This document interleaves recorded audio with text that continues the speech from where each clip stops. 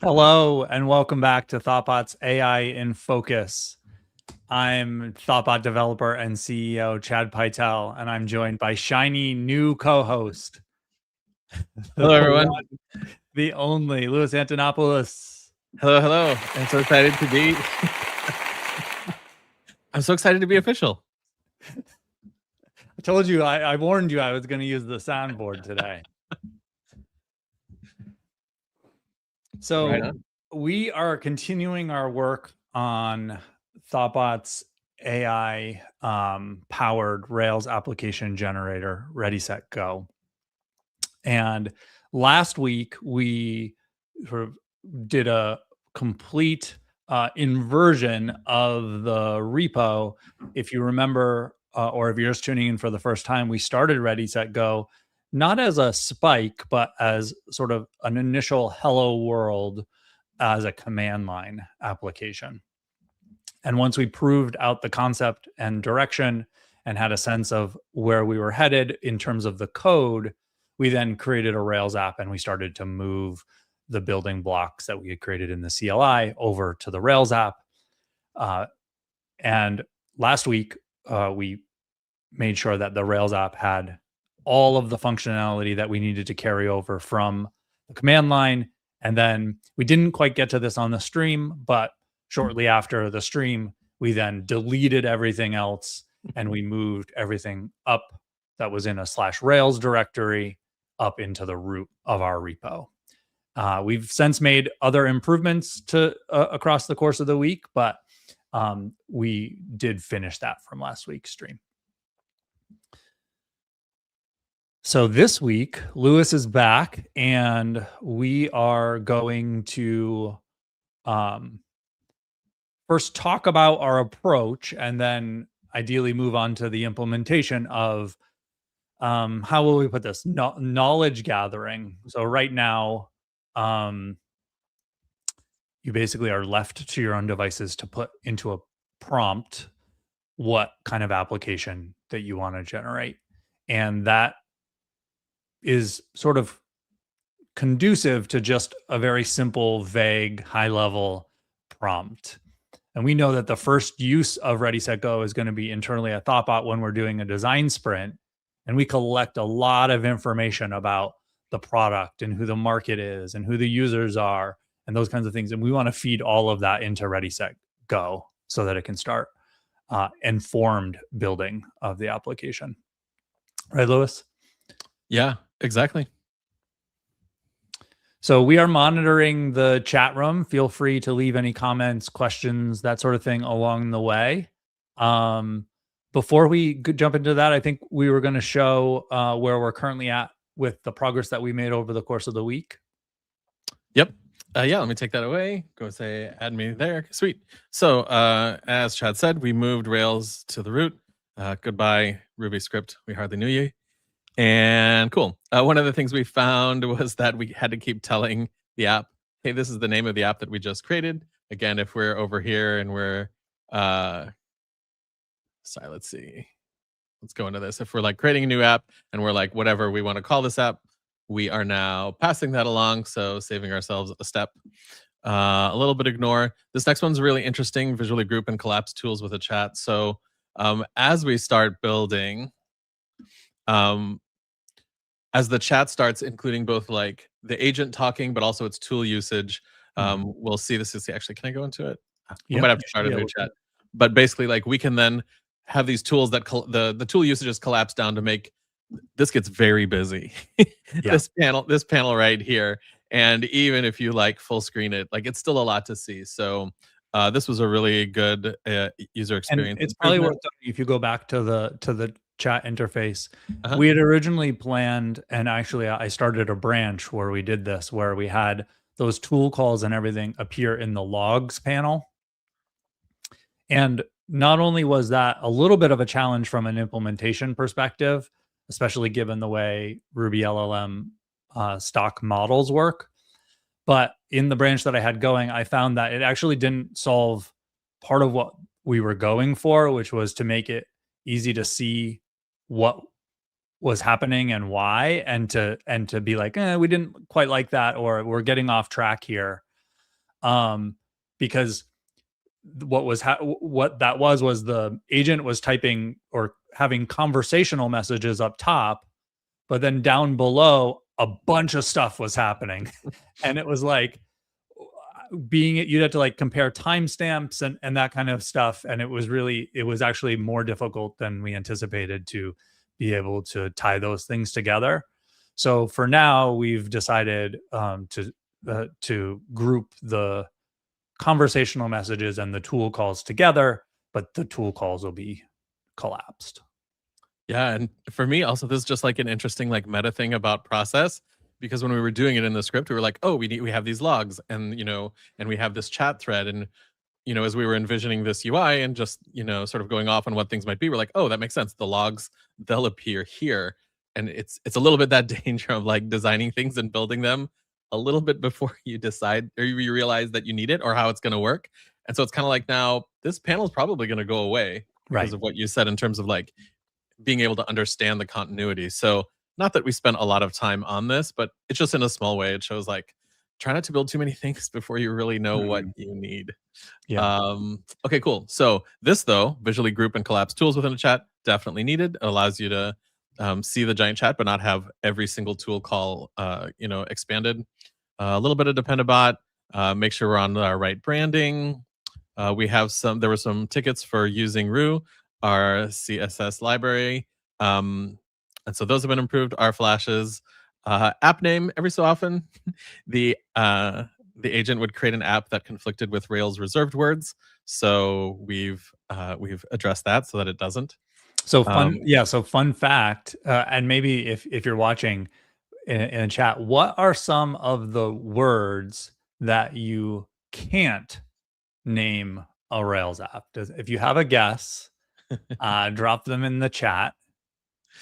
I will say that actually, if memory serves, this list has gotten smaller over the years. That at some point, Rails introduced a namespace that made it so that more things that used to be prohibited are no longer prohibited. yeah, and are we giving away prizes for correct guesses? Sure. You can't look at the Rails repo. That's cheating. Um, in any case, let's see. So we are now making sure that our list of names, when the agent says, "I want to name it this," or I'm sorry, when you say, "I want to name it this," that you can't Mhm. actually choose one of those names and then break the whole process because the very first step breaks when we try to generate an app. This next one. So one of the things we introduced is that we can now we can mark we can mark individual applications for deletion if we like tried it and was like, nope, really this was total failure, don't like it, or if you're just playing around and you want to see something. um Yeah, this is one that- of the things we did on the stream last week is we pulled in that deletion functionality and the teardown of an application. mhm. Um, we started to introduce the background job to do that, and we didn't quite finish before the end of the stream. But it was actually interesting because when we did put it in place, we realized it was still possible to interact with the deleted application because it was happening in a background job. So if you were really quick, you could interact with it. So we introduced Yeah. the ability to for things queued for deletion to be hidden. Very nice, very nice. We found that our CI YAML was not scanning for vulnerabilities, and we found that just by running rake locally and seeing like having that like, oh, there's a vulnerability. So we've now added that. I think there's possibility for this to be like ported back to suspenders, but want to talk to Steve about that. Um, Minor improvements was like lots of little things, and then this was just a couple files that got added as part of we were merging things or moving things from Rails to the root. Some files got put back in /Rails. Now they're back at the top. So that's where we are. Yeah, that's commits since last week. Exciting. Do you want to do a quick demo of the collapse tools and where Yeah, we're sure. at with that? Sure. Let's go in here and we'll continue our chat. And since we don't have the thing we're building yet today, um, we got an app that I don't know helps you choose the best pizza in the best. I don't know. Let's how about depending on the city you're in, its specialties, etc. Cool. So this is its first prompt. And we should Now actually collapse that or hide it, but yes. that cool. So here we can see there was a tool called read skill, and so we can expand into it and see. Cool. It read the styling file, and then it got a result from reading the styling. This is the contents of that particular skill, and then generate new application. What was its result? That was like its last, Mhm. like the last commit in that group, etc. So we can see all these things, and before it was like this massive, like you were just scrolling. I think we can. Like, obviously, there's still like we're at the Right. beginnings of designing this experience, so still plenty of room for improvement. But this in itself was a big one. It allows you to dig into where you want to.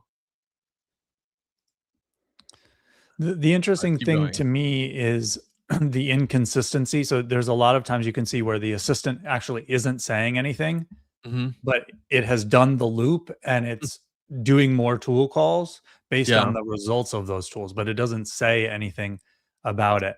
Right. So Like like all this usage here. That's what you're talking about. mhm, Like, yeah, so I think that's an opportunity too for us to sort of further collapse things down um into really just getting to the point where the conversation is front and center and yeah. the other things that are happening are really collapsed.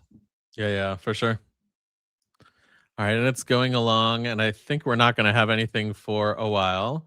It hasn't started the server yet, so this is still in its state. Um, cool. Do we want to do anything else, or is that enough just to like sort of see I the? think that's enough to see where we're currently at. But I do think it is having you used this now, it's much easier to say like, what is this doing? What is this tool doing? To be Yes. able to expand it and see that, which is nice. Yeah. Absolutely.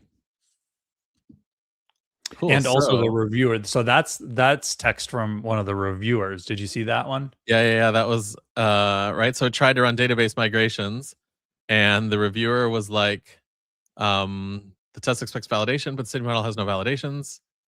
And it says you're in the red phase. This is acceptable. However, the test is checking for a specific error message that depends on implementation details. I think this reviewer is going to need a little more guidance. Mhm. Um, and like this is the part like when we start getting into like, okay, let's really hone in on code quality. These reviewers are our guides. And again, for new viewers of the stream, there's the main agent that's doing all the work, that's taking on the task of building a community pizza feedback app. And every so often, as it uses tools, certain tools require feedback from different reviewers, and certain ones are like, sure, you can edit a file, you can read a file, but if you want to commit, if you want to like run bundle install, that kind of thing, the reviewers are going to sort of like pause the work and make sure that everything's good. So check for styling, check for TDD approach, which is the one here that's raising concerns, and then check for just overall code quality. Yeah. But before we had this change, it was really difficult to see what the reviewers were saying, um, tied to an individual tool call. And now we have that. So Yeah, that's really right. Like, yeah, it tried to run the migrations, and we can even see like back, so it ran its tests, and it had whatever its test failure here saying, oh, it needs a migration, and then it decides, oh, all right, I need to run migrations, and then yeah, seeing that reviewer, yeah, this is super helpful. I'm really excited for this part. cool. Well, while we've been yapping, Ready Set Go has been building an application. And this actually brings up one of the things. We have an open ticket to be able to interrupt the agent, and we've brainstormed some ideas around how we might do that. Um, Chad, just for like you and me here, like, should I just if I kill the Rails server, that should kill the assistant, Yeah, right? if you kill Okay. the Rails server, it'll stop everything. Make sure it's not like in the background still like eating tokens. Okay. Good.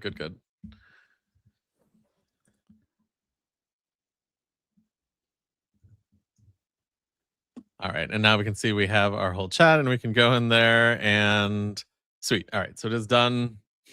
It is done trying to do things. All right, where should we go from here? So today's goal is we want to be able to give Ready Set Go a bunch of information about the application that we're building, so that we and I think moving beyond just like the initial small text box, because I think that is really guides the user to like basically just saying something really Yeah, high level. I totally agree because it's like, yeah, I see this thing. I mean, honestly, even if it were this long, like I'm not typing 50 lines into this box, right? Like Right, I'm just not human behavior. right. So yeah, having more process around that, I think will help get, draw out more information from, the person driving this. So there are two ways that we could go about this. And I think the direction we ultimately choose will be driven by what what initial version and we're driving to right now, which is a tool that we can use at Thoughtbot in the design sprints, the shaping sprints that we're already running, that gather a lot of information, explore different ideas, and then have a prototyping phase. Um, so so so what we're doing now is we're sort of building up this library of materials. It's sometimes Google Docs, sometimes sketches, um, all these artifacts from the sprint. Then we're making those available to like Claude Code, and then we're using Claude Code to rapidly do application development based on that information. Right, right. Because with just a prompt, like even if you do the same prompt over and over again, it was fun. Like when we were experimenting, like it built some very different apps, even with very similar Mhm. similar prompts. And admittedly, they were not like detailed prompts, which maybe made it more likely that it would just pick sort of some random approach to the challenge that you presented. Right. So yeah, giving it that more context, more information about what we want to build, I think is really going to help. So in my mind, we could mirror that what I just said Mhm. by at the project level in Ready Set Go being able to like add a bunch of documents and context and that kind of thing, which are then available to the application generator. Got it. So in this model, a project would be something like we're engaged with a client and Mhm. they've come to us and they've said, the founders come and said, I've got this idea for improving how I get my pizza. And so we create this pizza recommendation projects, and then we're gonna go through and maybe explore different ideas, maybe just one, but then like those are gonna be the apps we build. But the documents from the sprint, like we sort of put this at this top level because this is, I guess semantically where we're meeting with them. Like, here's the project, pizza Right. recommendations. How do we do it? Right. And then I said I saw two ways of doing it. The other way would be that inside of a chat, you are being prompted with questions that are building that repository of information. And I think that my feeling is like that might be where we end up eventually once this is like a public tool that people are trying to use, that we want people to use outside of the context of Mhm. their hiring us for a shaping sprint. Got it. And so are you thinking then for now, like we start with just at least the ability to upload markdown or, copy paste markdown or Mhm. upload images, etc.? Mhm. That works.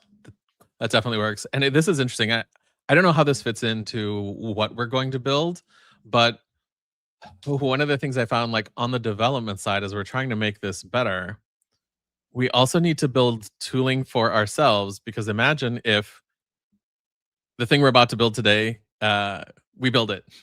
Mhm. Now when you're using Ready Set Go, you need a way to like generate all that, right? So that you can iterate on the code. Like you don't want to have to re-upload it every time. We almost need like, I don't know, seeded fake data for the idea for a project so that you can say, here's the fully built pizza recommendation app with images, scripts, a prompt, user interviews, whatever, so that you Yeah. can have that starting point as a developer to say like, cool, I don't need to spend an hour setting all this up. I could just like Yeah. start working on the prompt responses. So in the back of our minds, we should be thinking like, how do we semi-automate or seed this, or like, how do we help ourselves? Hmm. Uh, and maybe that leads to some kind of like, I don't know, bulk upload tool. Yeah. Yeah. Like here's Okay. here's a zip file. It has a whole bunch of stuff in it. Right. Whatever that might be. Right.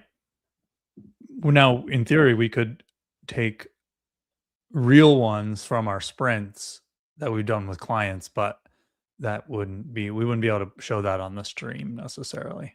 For sure. Also, I keep having. I got really excited.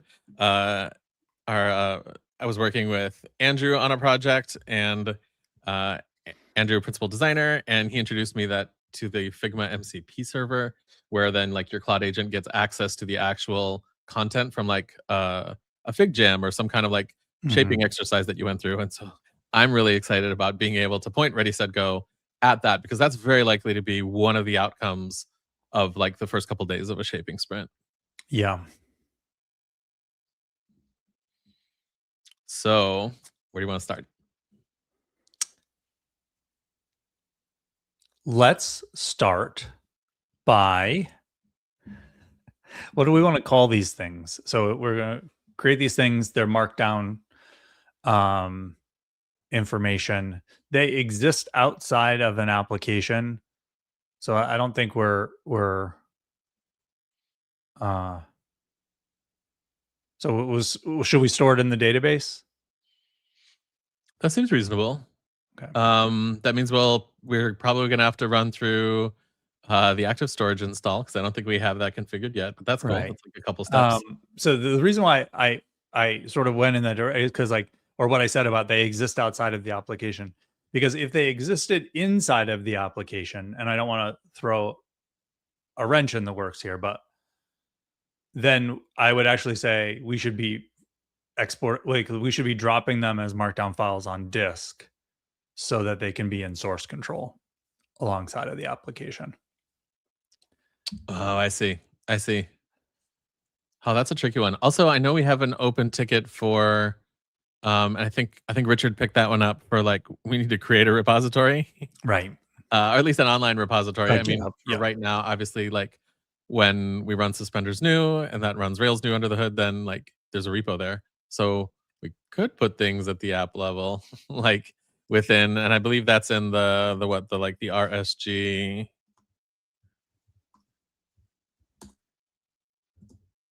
So like here is where stuff will appear. Also, I should get rid of some of these older ones when I was experimenting. So we have sandwich mate, all Well, these you're gonna sandwiches. want to drop the databases, so Uh, maybe don't do that now. maybe don't, maybe sure, fine. In any case, so like if we're in um right, so here within the Rails app that it's created, I don't know, source control is good. Source control is good. Um Um, but we have the project level thing. We can always make it so that when you're generating an application, the information that went into it is checked in. Tell me more about that. Or like let's talk out that idea a little more. Mhm. So say you create a bunch of uh, artifacts, documents, that kind of thing at the Mhm. project level. Okay. But then you start to build an application. Maybe at that point, there's like a snapshot of all that stuff that gets brought over to the application. Okay. And that might result in things saved within the app. Um, and like as the agent like learns things or you redirect it, it would potentially like save those at the application level Mhm. with the option of being like, no, this is a project specific thing. Are we overcomplicating this by having projects and multiple applications? Um, maybe, but How I okay, how do many know. sprints have you been on where we've generated multiple applications? Well, the short answer is 0. Okay. But the reason for that is time, right? Like Mm, the client has come to us and we have a shaping sprint and we have 2 weeks. Like it's only I would say recently because within the last year with the advent of AI assisted coding that we've been able to move from generating like clickable prototypes in Figma to real running Rails apps with tests and yeah. actual styling and all those things. And so still, even with that, you don't really have time to build like 2 prototypes. So very early on, right, we do some exercises, we brainstorm things, maybe we diverge and say like, here's all our 8 ideas, and then we converge on one and we're like, we think this is the one.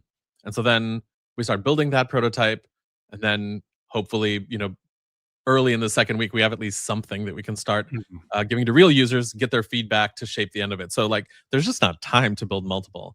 And so while I've never been on one that built more, there's always been for me this idea like we're leaving something behind. Like there was another idea. Maybe it was great. We don't know. Like this is the one that we all agreed was our best chance. So we're going to go with it. And that makes sense. But what if we had the opportunity to build like two versions of an app, 3 versions of an app, and Mhm. put that in front of users and say like, cool, which one makes the most sense to you? Which one resonates with you? Which one would you sign up for? Okay. To me, that would be so powerful. So that's why I was like, I want this idea of multiple apps on a project, like, and Okay. to be able to see like, here's 3 flavors of this idea. Okay. So let's launch off of that, but Okay, not overcomplicate things. sure. And I think that the what I would propose is that we introduce, a project has many I, li- documents, things I like like that, artifacts. artifacts. Um, and for the stream today, if we can get that in place and each one, we'll just do text ones for now. Sure. Then when you go to create an app, all of the documents in the project should be given as context. Yes, that makes sense. Sweet. Should we start building? Sure. Yeah. All right. All right. So we are on a new thread. We'll close some of these things. All right. Let's give Claude some And you can instructions. make a branch. I am on sprint inputs, but Okay. now that Cool. we have a little more, let's actually call it artifacts. And that'll bring it to the top, which is also nice. Okay, Okay. cool. And as we get started in the code here, if there's anything not clear to you, you have questions along the way, we get stuck and you have some help, we are monitoring the chat. So feel free to drop them in. With the context to build our vision and not, I don't know, not its version of our vision. Initially, these will be text files, but later will be images, very likely, and then a more, I don't know, maybe like the next level might include URLs to existing sites, or I'll mention the Figma thing, connections to something like an Figma MCP server, etc. But let's start small, tests first, and start with the model. I really need to add a Claude MD to ReadySetGo that I've just been riding without it for a while, and it's mostly been fine. But I let's see what we mentioned get. this on the stream, I think it was last week, where I said, in some ways, it's good to be without it because it's a test of because these tools are evolving so fast. It's good Yeah, to know what's actually necessary. Totally. That makes sense. All right. But I So agree. I think we're at the point where we should probably add it. we can give it a little something. Like right now, and I mean this is a new thread. We'll see how it goes. So there's actually a lot of context that it's losing here. You know what? Let's see. I was thinking about like I can go back to like my main thread where I have like all the conversation. What's an artifact? So Project. Artifact belongs to project. Project has many artifacts. Artifacts. For the first test, what minimal attributes? So let's go with attributes content. Name feels like reasonable. Like, I don't know. I would call it title. Content. Okay. Title. That's it. Timestamps.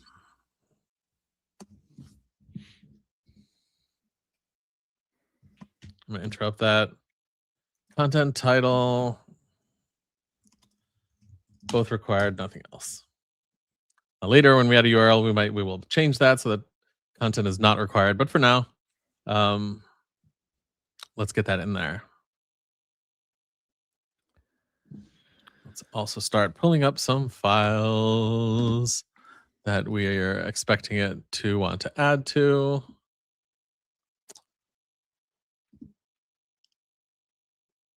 So All right, when we get to Ready Set Go, having a progress indicator.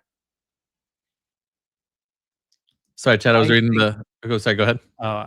I think when we get to adding a progress indicator to Ready Set Go, I think I'm not on board with having it generate funny little quick texts.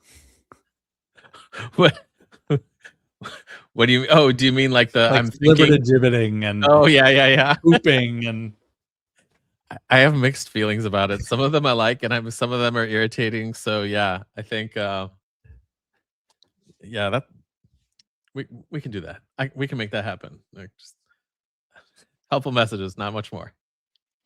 All right, let's see. So it has created a test. We'll just do a quick run of our tests. We expect to see one failure. Sweet. So that looks good. It has not created anything else. This is a fine first TDD step. And we'll start our commit message going. Add artifact model. I'm going to misspell it 10 different ways on stream just because I can. Did you intentionally misspell that one? No. Oh. Where? Effect? What? Oh no. Okay. I thought you had ECT and I was like. All right, so here we go. We've got our references, project null, false, foreign key true. That all looks fine. And we have the beginning of a model with belongs to project.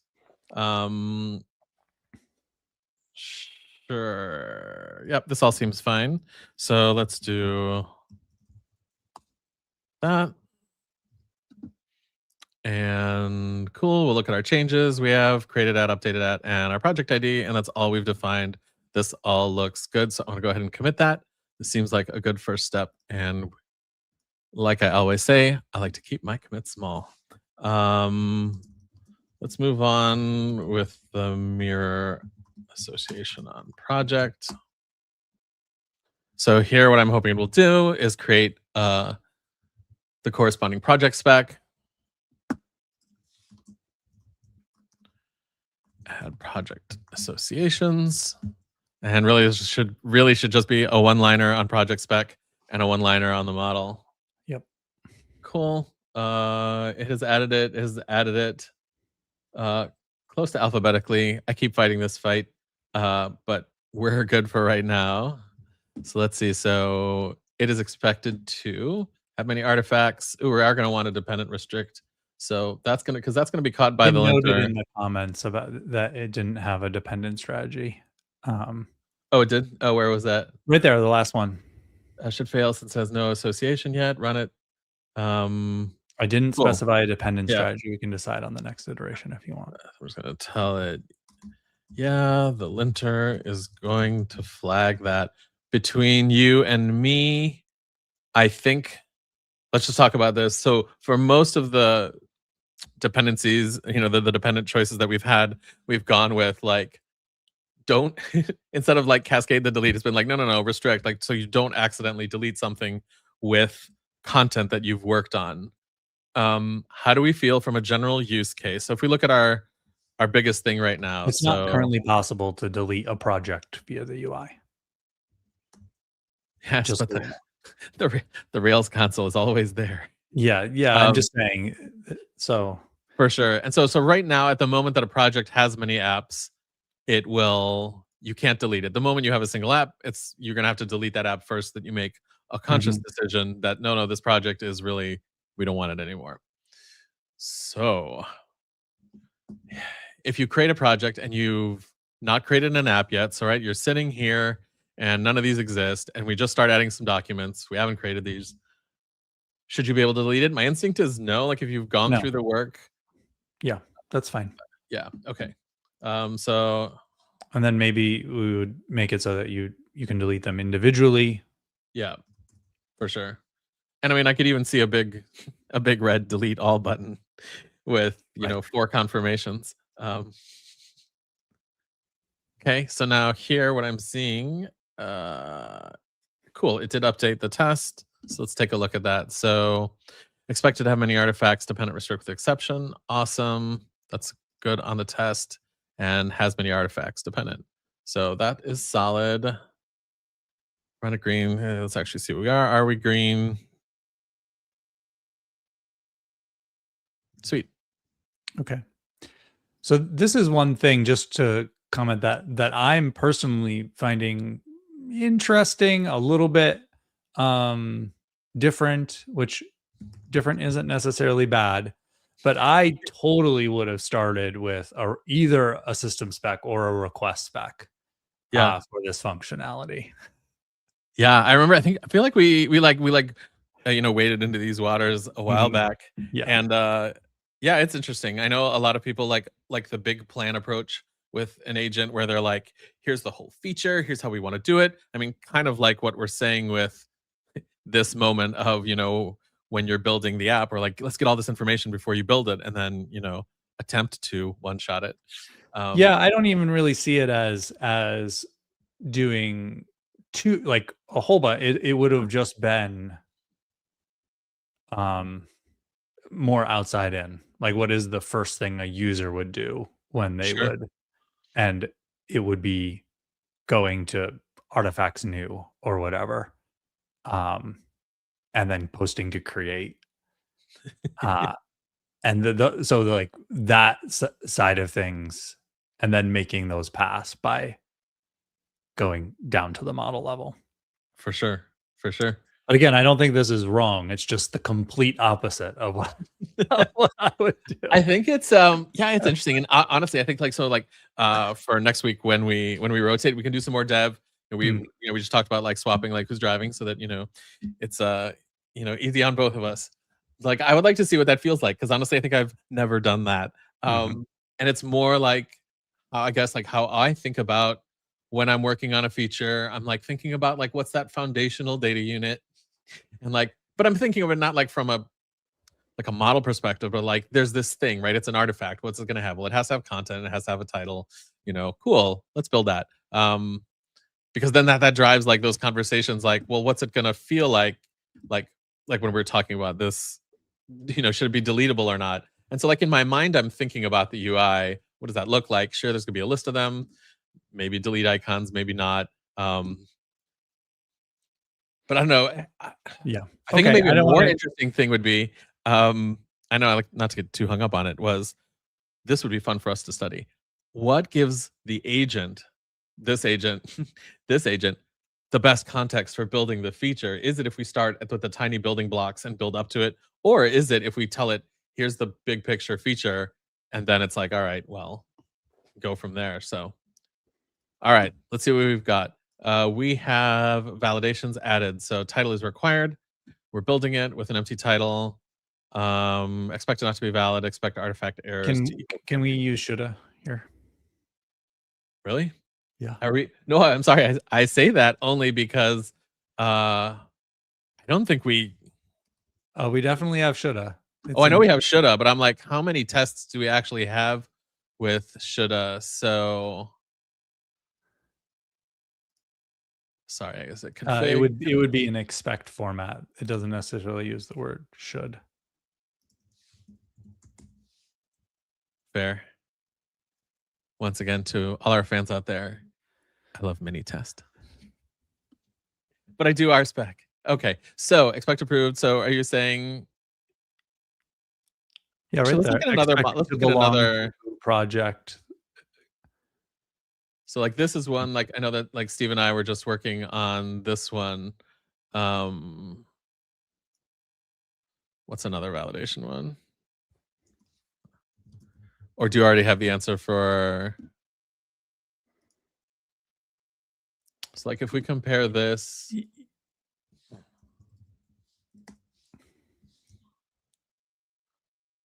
Not to be valid. So like this is the pattern we have. Yeah. Tell me what you're looking for. To use shoulda, which will reduce this down into one line. Gotcha. You're saying like up here, basically. Mm-hmm. Okay. Talk me through it. Would usually put that in a describe block. Okay. Of validations. So, all right. I think we're gonna have to have a you group. You could just say, let's use shoulda for this that spec. It'll fix it. Shoulda matchers, I guess.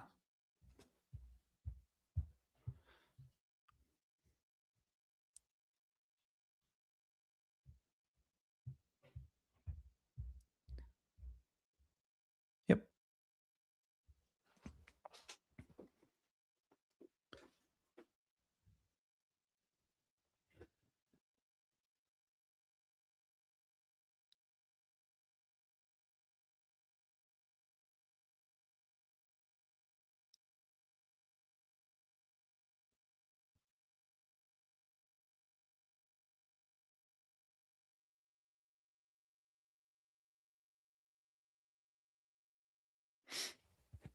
So while that's working, have you done? Oh, sorry. I don't want to. Never mind. Go ahead. I won't distract you. I was going to ask a completely unrelated question.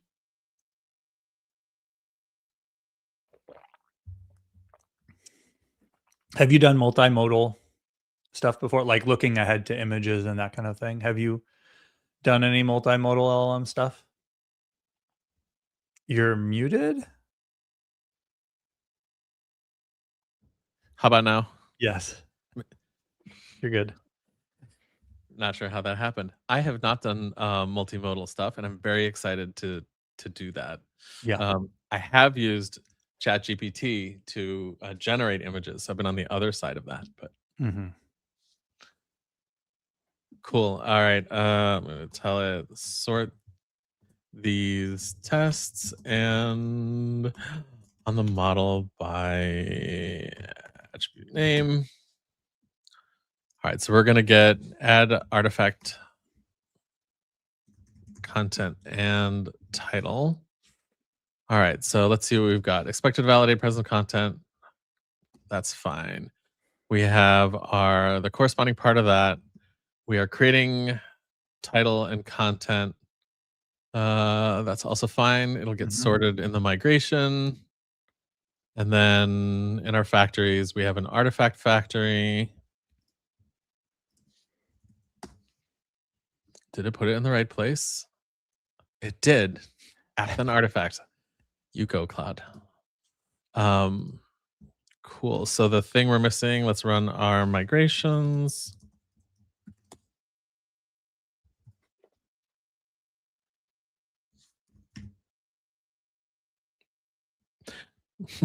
What happened?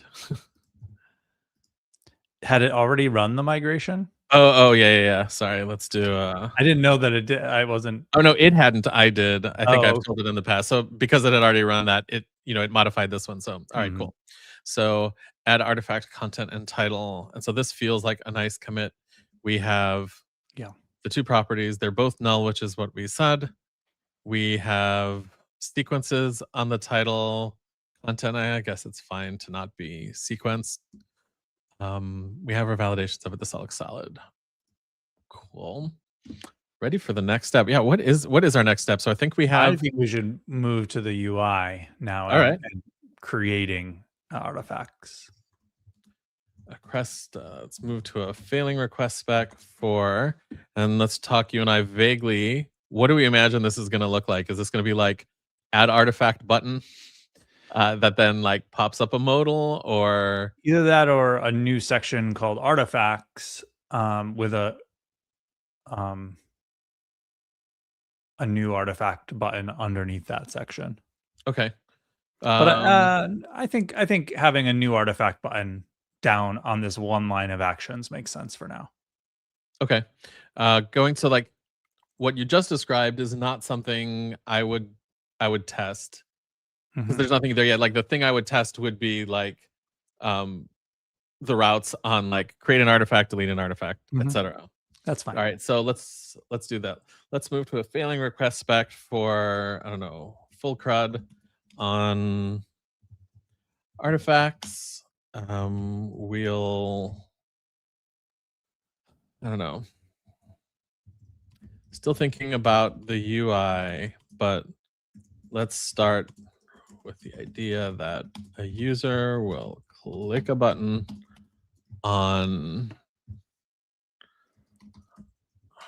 projects ID to add an artifact, and then once it's there, are we gonna? You should be able to click into it and see it, Yeah. Okay, that makes sense.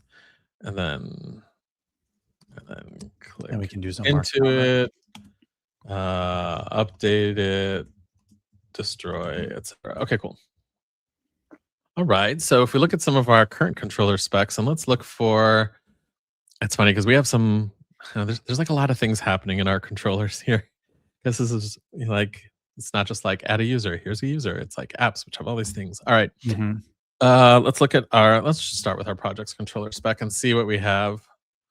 So we have our basic describe blocks at the top level, describing like the key routes. This one's a little special one because it's like we wanted to test the root route somewhere, but like do a get, do a post.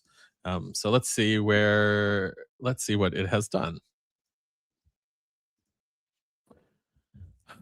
Git splash projects, project ID, artifacts new, cool.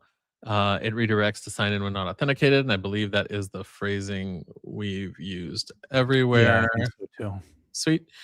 So it creates a project, gets a new project path, and expects the rest of it. Sweet. That looks good. We're just gonna go. We're gonna go with go. Um, add artifacts controller. Let's just say routes. All right. We'll stage that. Oh, hang on. That is interesting. Oh, did it? Okay. Sorry. I thought it had bled its context from one to another. Mhm. Because I've been working on a number of things that aren't yet part of main.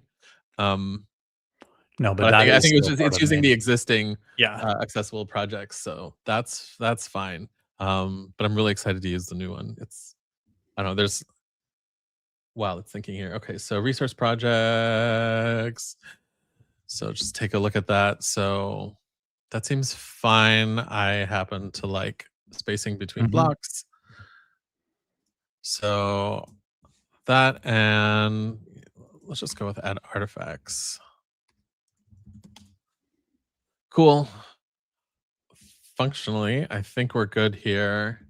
Um, let's open up some things.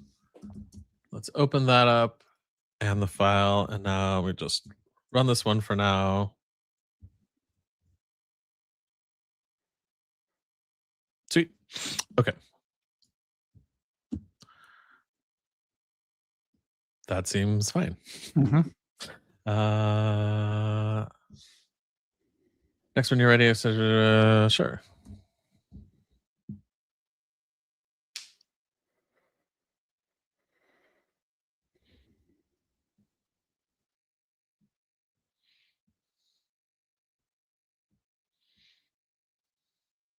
So I haven't done multimodal stuff outside of using it before. So I'm also looking forward to learning about that. I know that Ruby LLM has support for it. So Yeah. They have, I had pulled this up so we would have it ready. They talk about having these conversations so we can give it a path to a PNG, path to a URL. It seems really powerful. I want to see it in action. But yeah, I've never tried it yet. So cool. So what did it do? Sorry, it checked to make sure that you can't get to it outside the organization. Um, uh, I'm pausing because I'm thinking about the work I just did for teams and orgs and access, and I'm thinking about, do I want to bring those commits in here just to have them, and then this can just be like another stacked thing? And I think the answer is yes. So give me 1 second. I'm gonna commit this. So while you do that, I'll explain to the audience that I was right. He was, damn it, he was. No, totally. No, it's fine. We had a conversation where I had added this helper method, and Chad was like, "That's kind of weird. I thought it should belong on, like hanging off the user because it's like what they can access." And I had this vision of like Heroku and GitHub UIs, and I was thinking of a scope instead of a method, and so I was like, "This is more flexible." And so then, as I'm working on this other feature, I'm like, oh, we actually haven't implemented teams in the sense like, what if you're not on the Thoughtbot team, you're just on this other team? You shouldn't have access to Thoughtbot. Pick your own organization. And so I started like iterating through that and writing tests, and finally I got to like, this feels like it should be off user after several refactorings and going through it. So it's a good thing. We all grow together. Yeah. Yeah. So that's what you're talking about bringing in is yeah. So we're going to add this because that's just a further test. Okay, so the thing, we'll just talk out loud. This is the PR that's up. This adds user accessible projects. This adds member of. Okay, cool. So what I'm going to do here is I should be able to cherry pick all of this. And let's just see. Okay. Simple enough.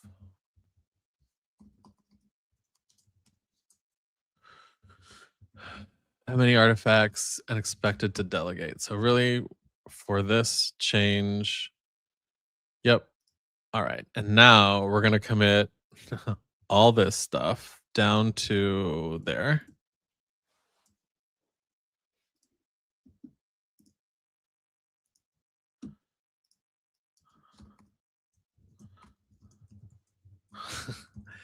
And this is just a nice little convenience so that we have access to all this stuff. We'll move it down. I think we're going to have to reapply that fix.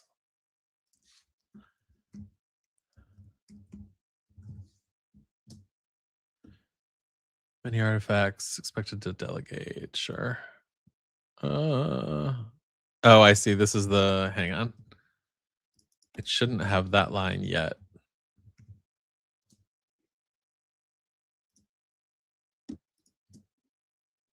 Now we add it because now we're on add project associations.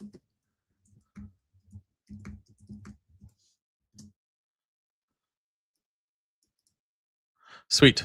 Okay, now we have access to a whole bunch of tools, and then when we rebase this, once the other stuff merges, this will magically vanish. All right.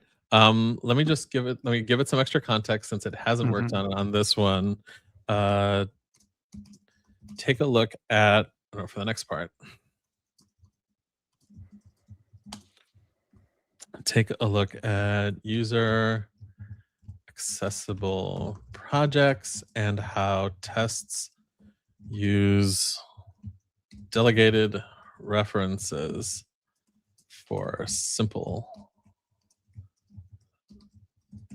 setups like create app and then add the user. Sorry. Create the user on app.team. Okay.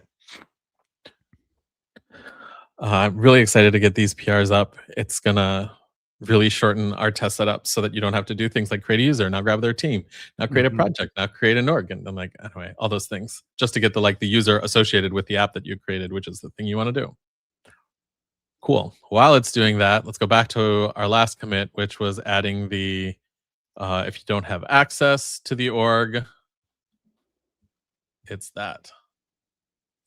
Cool. All right. And now it is, let's see what we got. So before action is set project. And set project is the current user, their accessible projects, and find the project ID. So that all seems good. Yeah. I think we can just I'm going to keep adding that onto this initial controller. Maybe at the point that we have like our first view, we can pause, but cool. Denial test should go green. And the auth redirect works since require login still runs. For the next test, happy path shows the form for a team member. Cool, that looks nice. Project is the delegated reference. No need to build the team separately. Let's do that, but first we'll just do a quick linting check to not get too far out of line. Awesome.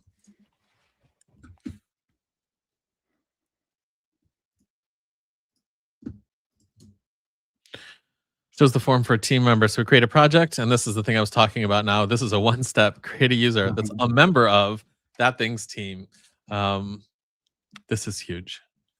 And now we get it, and we expect it to have status okay. That seems fine. It will now fail because it doesn't have a view, and we'll just keep going here.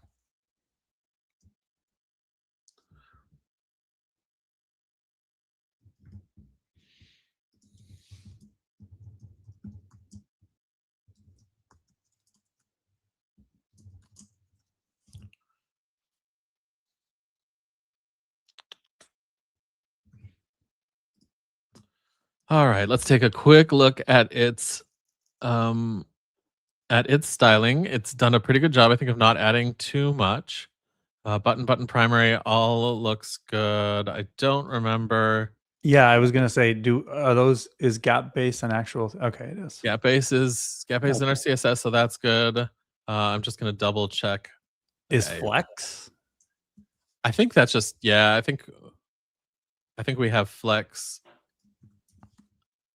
in a bunch of classes. So yeah, so we're good there. I think we're good in flex call. I'm pretty sure I've seen in other things we've done. Yeah, sweet. All right, I think we're good here. So, awesome. Content for new artifact under project name, new artifact for that. That's a little bit. Oh, I see. That's the title. Sorry. That's going to be kind of a wordy title. Like that's going to be the tab on it. I actually just kind of want to change that really quickly.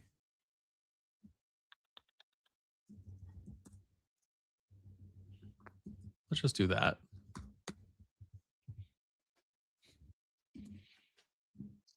And here I'll do a little shameless self-promotion. If you're interested in content for, go read my blog post article. Content for, what is it good for? All right. Moving. All right, let's add that. And now we'll need to add create to the routes.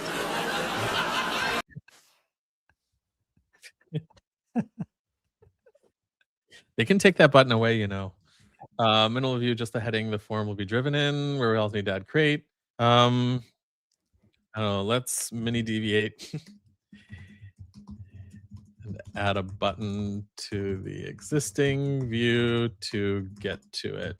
I just like to periodically see the UI, so. And again, like this is not really a tested thing, so add button to create artifact. And that's going to be on what? Probably projects show? Yeah, it's show. There's no underscore in that. It's not a partial though. Thank you. Links to the view artifact forum. So honestly, I don't know. This is a level of, I don't think I would have added this test by default. Would you? No. I think we should delete it. Okay, cool. So we'll just do that. Now on a app that is using system specs yes. more than we are, I would, we'd be clicking through and that kind of thing, but that's not the Yeah. strategy that we currently have on ReadySetGo. So Yeah, for links like tests, like I like to put them if we're at this level, like I want to ensure that there is a link that matches to the right URL for every project. That feels like a little more make sure that our dynamic link like our link creation is right. But for this, like we're just adding a button. I'm like, I don't know. You could add a view test if you want, but I typically wouldn't. For this one, I think with the current strategy we have on ReadySetGo, we wouldn't add that. Potentially, if we then introduced a bug and we wanted to prevent against regressions and do TDD to fix that bug, and it involved that button, we might add the spec. sure. All right, so let's see what we've got. We're linked to artifact, the path, and it's using button primary. Cool. Awesome. I think that's fine. I think the styling is fine. I mean, I don't know if we have a button. Yeah, all right. Add button to project show to create artifact. Cool. All right. Back to the flow. Let's do create.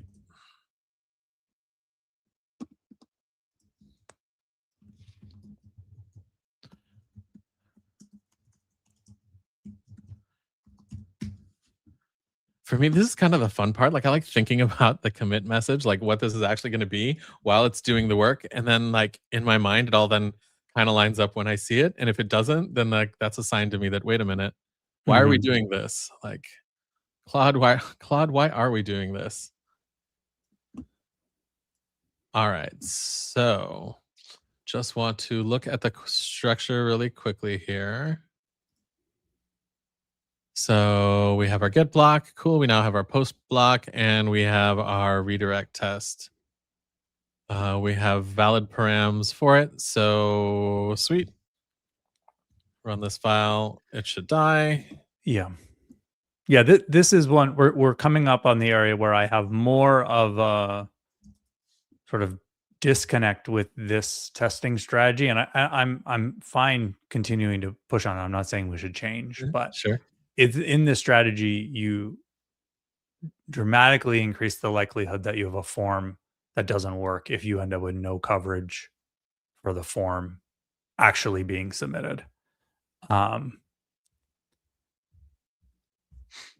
You know what I mean? So we're going to drop a new form, partial or whatever, with a bunch of form elements, Right. but without an integration spec that actually submits that form. Then there's a chance that that form doesn't actually work. I say you're saying like even though I'm sorry, where we have the one where you do sign in and the post works, are you saying like there's still room for that form to not work if we don't have a system text where we click and submit the form? Yeah. I hear you.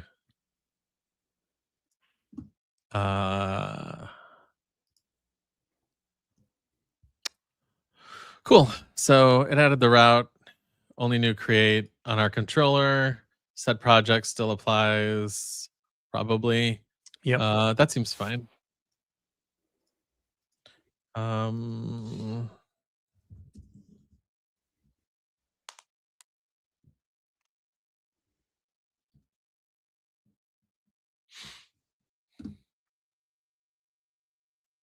So I want to see something about this.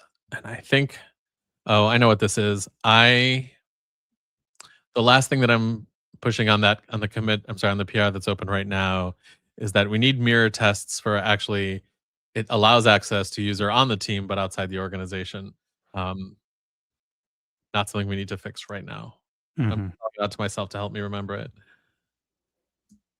it. So we create a user, we create a project, they're unrelated. We post valid stuff and we expect it to raise an error and not create an artifact. So that is solid.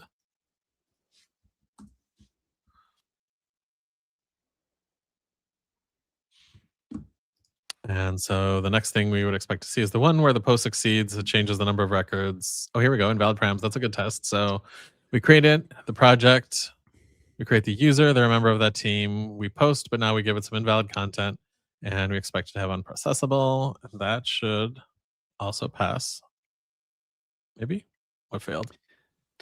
No, we expected a failure because the create action doesn't exist yet. The what? I mean, it exists, but it just isn't doing anything yet.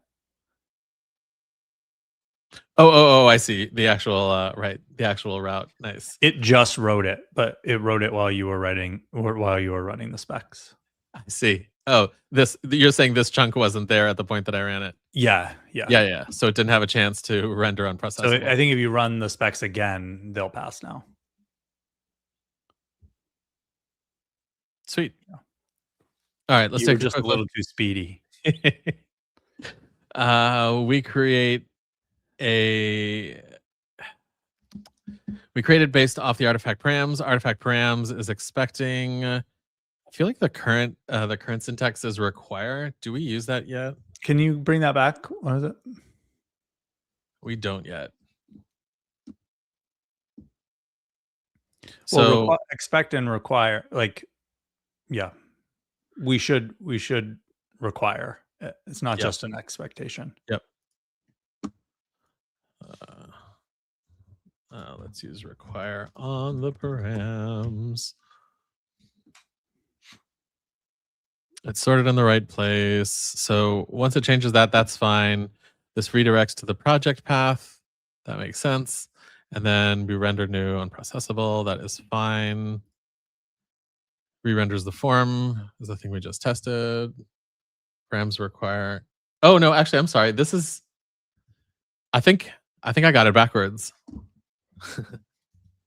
I think expect is the combined params. Expect is the preferred way to require and permit. Yes, you're right. Expect is the new. Yeah. Sorry, I think so. My fault. What was the word that was not expect, not require? The old one. I don't now my memory. I don't remember. I'm most familiar with like. Yeah, just like I can't think of something older than that. Okay. Yeah. Permit. Sorry. If anyone watching that had like a small like, no, you're going backwards. I'm really sorry for causing that feeling. It's permit. Got it. Cool. All right. So we're good here. We have that working. And now happy paths create test. So this will presumably create the form. Right? Because right now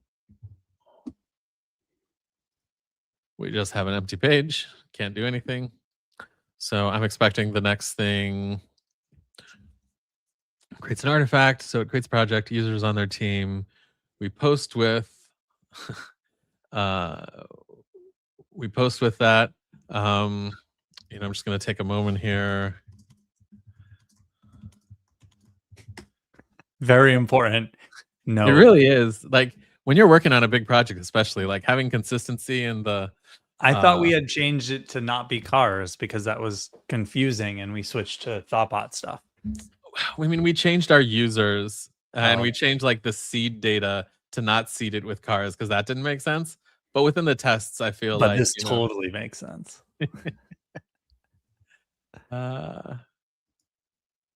Did it change it? Saving the car. Okay, got it. Nice. All right. Sweet. There we go. The cozy cone, brand brief, orange cone, neon signs, Route 66 charm. Perfect. Okay.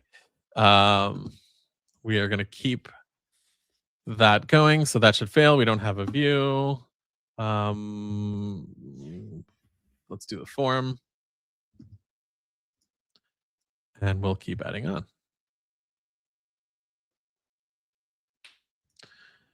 And now we'll see it appear like magic because of Hotwire Spark. And if we do that, awesome, we get our errors. Just a little manual testing for fun. Sweet. Okay. And now our test should go. Let's take a look at the actual HTML.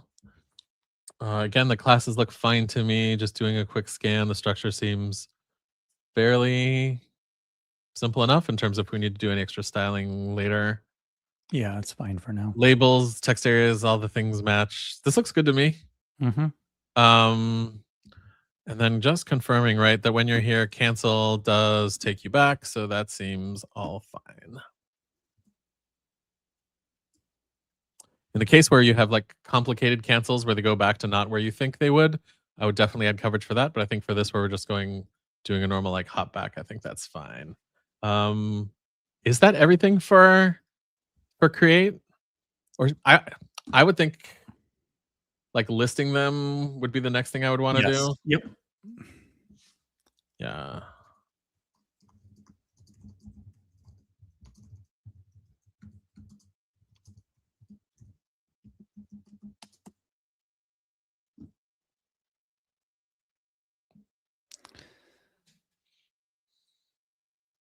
So I think when it comes to the UI, I think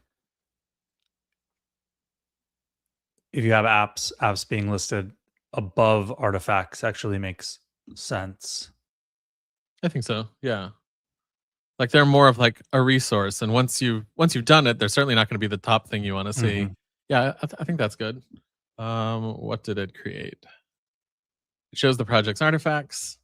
This is Yep, in on the projects project controller path. spec. Makes sense. Just want to see where it put it.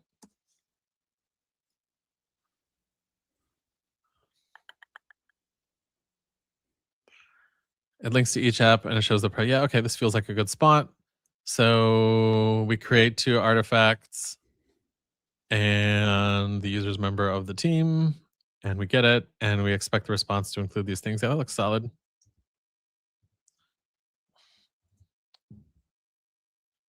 Awesome. We have our failure. If you prefer a separate project ID artifacts index page instead, let me know and I'll revert. I think I'm okay with Yeah, this. no, I think this is good. Uh whoops. All good. All right, let's move on to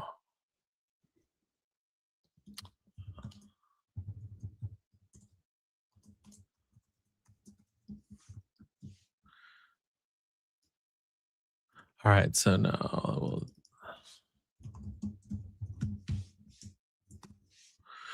cool. So we have artifacts if there are any. ARIA labeled by DOM ID project name. I think that's fine. That's referring back to the top. That is mimicking. Actually, I have some concerns there.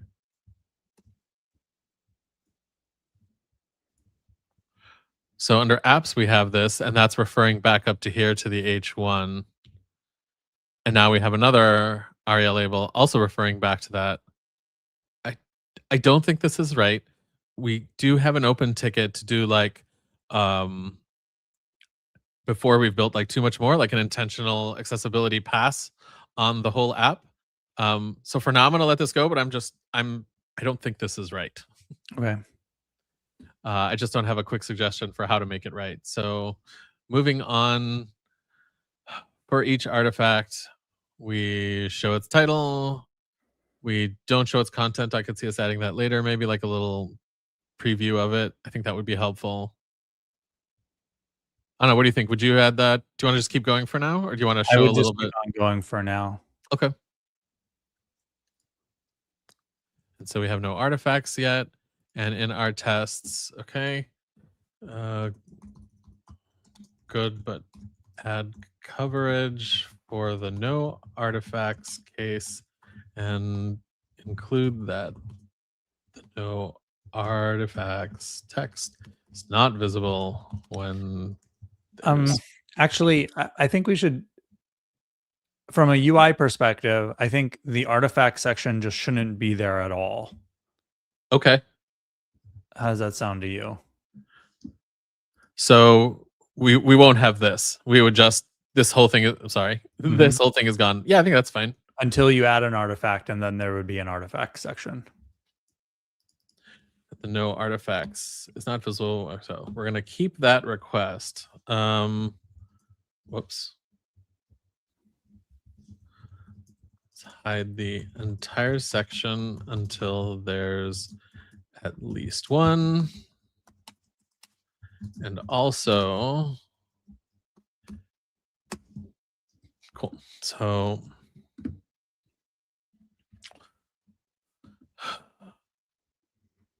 basically here we should expect to see the text artifacts, maybe, or at least list them. And then on the other case that it should add here, we should not see the artifacts header. Right.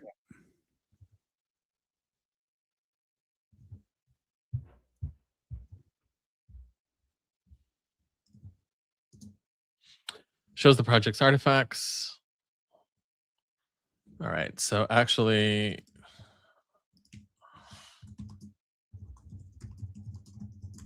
shouldn't even have the, oh boy, sorry.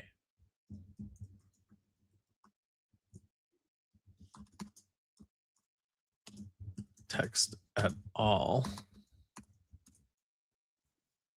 It's because it doesn't make sense to test for that if we're right. Like the idea is here, like, are we hiding it correctly? But if it's never there, and it has also not changed the view yet. Cool. So expect it to include that. It hides the artifacts section when the project is gone. Response may not to include artifacts. I feel like that's going to fail because artifacts is on the button. So we might need to like scope that. No, the button says new artifact. Oh, nice. Okay, sweet. All right, good. I do think we want to, in the positive case, we want it to have that the body should include artifacts. Yeah, let's do that. Assert that.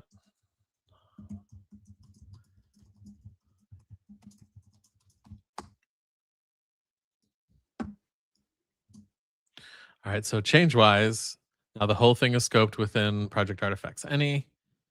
And then in show, we're expecting a new line to appear there above 184. And the empty case test looks good. Sweet. Awesome.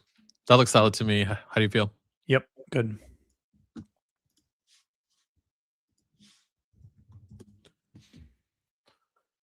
Okay, cool. So now we have a way to create artifacts.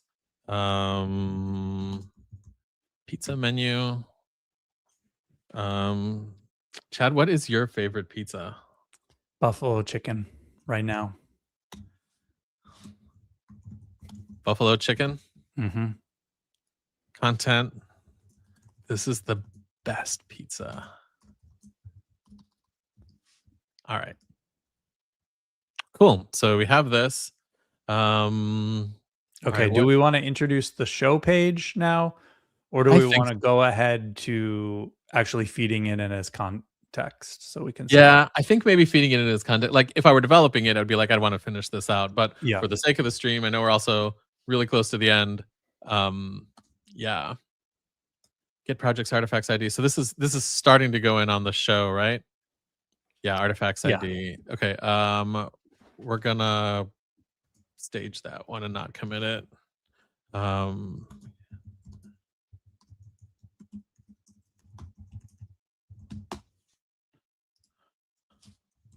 right, let's pause on the CRUD. Whoops, on the CRUD and shift to ingesting artifacts into the prompt at. So chat response job we were saying is where it asks that, and then the actual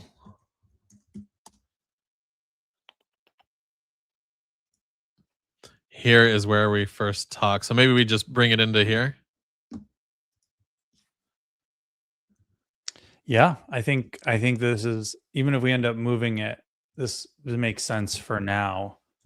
So basically that it includes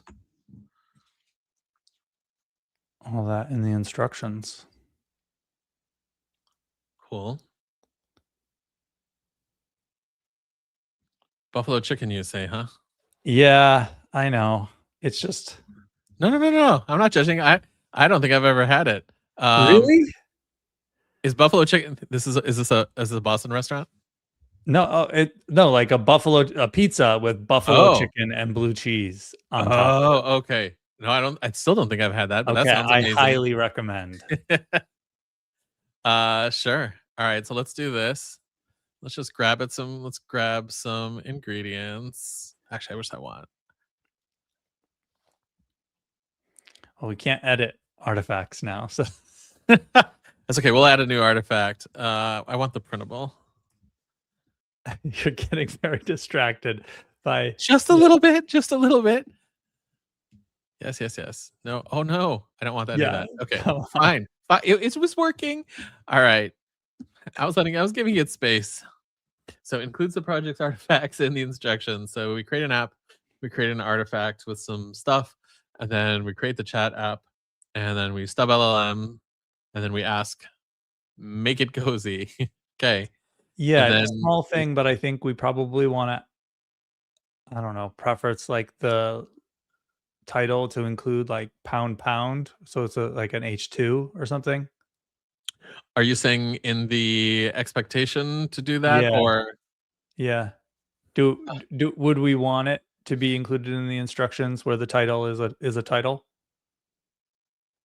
yeah, I think so let's do like this is good, but the agent is going to need context around this. So maybe we give it a generic, you're gonna get artifacts, but only if there are artifacts. Then within the prompt, I don't know, it should demarcate is the word that came to mind, Mhm. that this whole next part is an artifact. So this is also interesting though, I'm because not as we're sure that we need talking, to do this though, Lewis. Like, yeah, that seems like it's over knowing from experience about what prompting is gonna look like in the results you're gonna get. See, if you go back to the instructions there, uh-huh, we're already just putting the app description with description. If we just sure. put the artifacts there, each one with an H2 title as the title and the body of the thing, I think it's gonna pick up everything it needs to know. I don't know because here's where I'm thinking, like, we've already got some amount of markdown, like, happening in here, and so, functionally, like, if this prompt ends up looking like Mhm.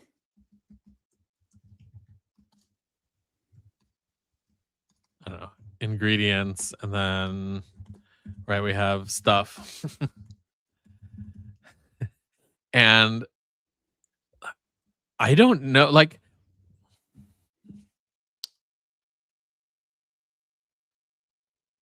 Okay, let's punt on this question for now. fair, Let's just fair. output in the specs. We'll check for the text of the Okay, artifacts, and we'll just put them there.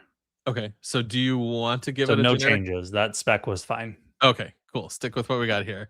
So it includes the artifacts, make it cozy, all that seems good. Um Personally, I would probably revert that or I would just like use the factory defaults rather than spelling it all out, but I Yes, don't I know. would too. Yeah, let's do that. Uh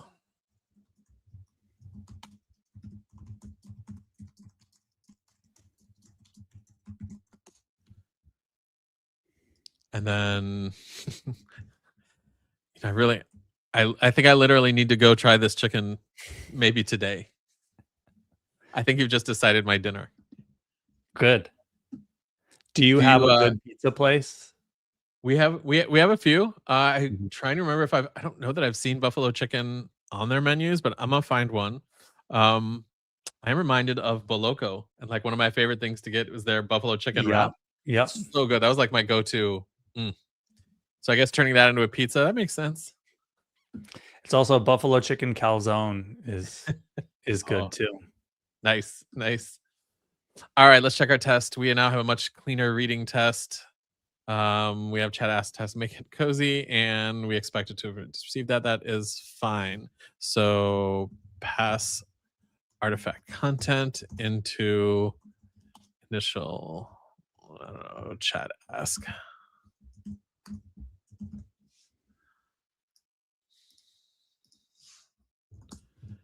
Right, now the next thing, so we would amend, we would expect now if we run the suite, if I can do it faster than it adds it, we should have a failing test because it's not going to be there. Awesome. Yep, all the things.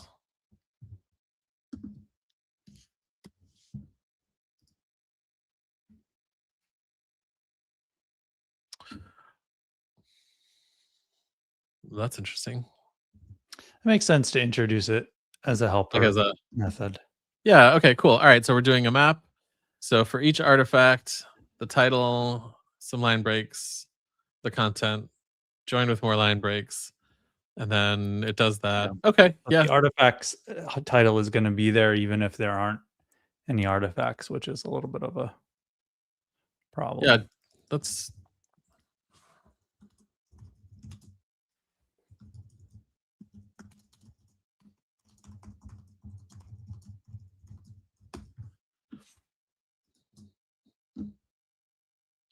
it looks like it just ran through the linter. Good job, Cloud. Omits the artifact section when the project has none. Okay, cool. That's a good test. And now it should fix it.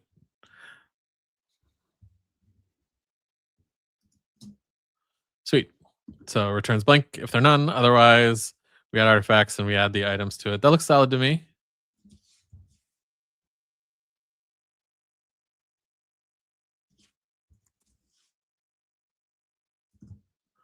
Sweet. Okay. Well, that was easy. Shall we try it out before we finish? Sure. So we're gonna start a new app. I think we're gonna need to we're gonna need to modify this. Otherwise, otherwise it's gonna be weird. It's gonna have this with it's the best pizza. I mean, I guess we could just see that it does is it. the best pizza, though. Did we It's give not a it? hallucination. I believe you. I believe you. I'm already sold. Do we want more text in it, or do you just want to see that it like I think we happens just in a real thing? see it happen. All right. So we'll create a new app. It's going to be the Buffalo Chicken Finder. Okay, actually, hold on. No, what we should do is an application like, is it Christmas?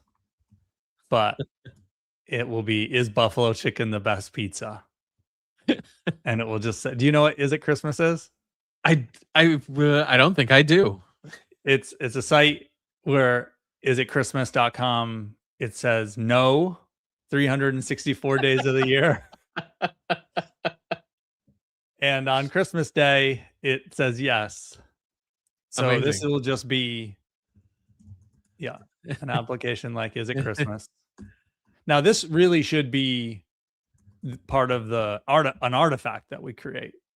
But that's true. No, this is what we're creating this application about. It's fine. Application like, is it Christmas? But it's about identifying the best pizza, if buffalo chicken is the best pizza. All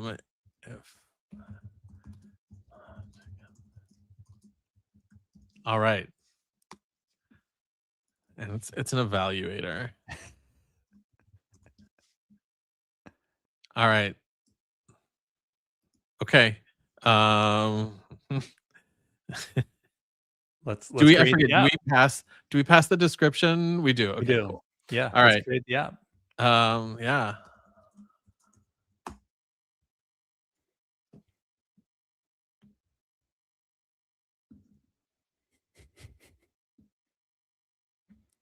Okay.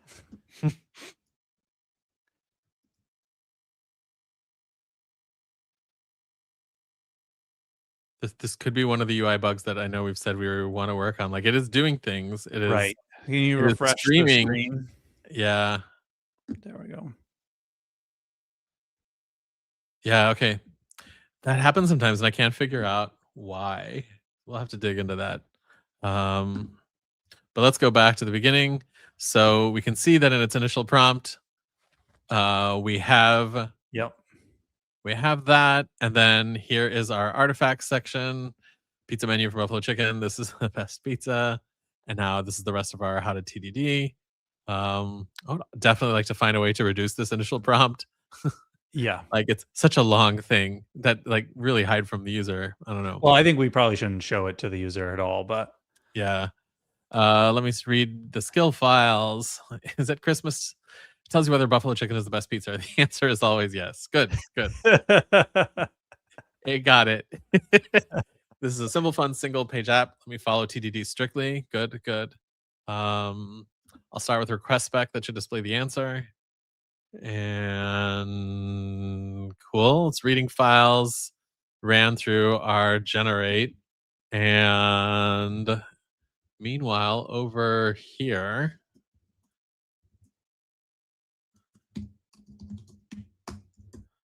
cool, things are happening.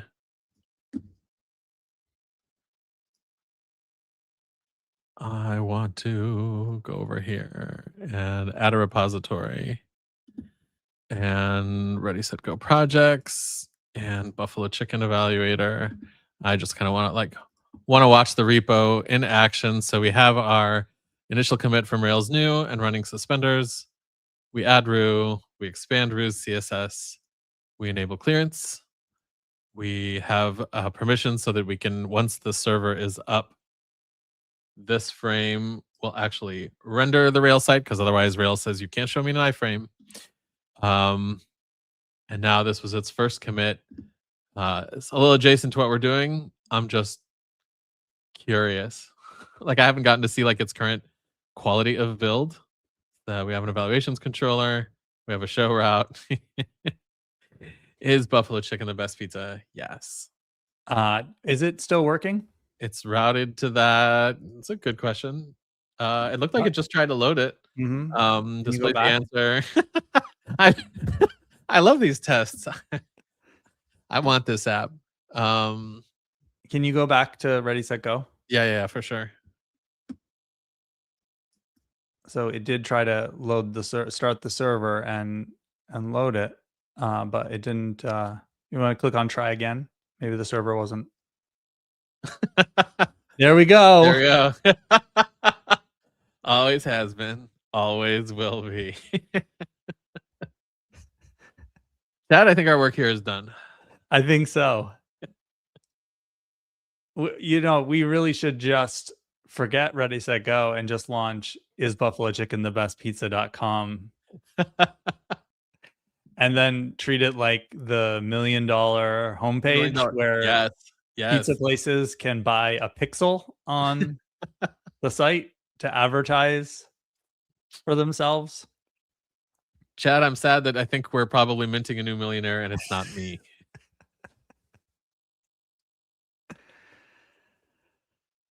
This is awesome. Okay, well, this was fun.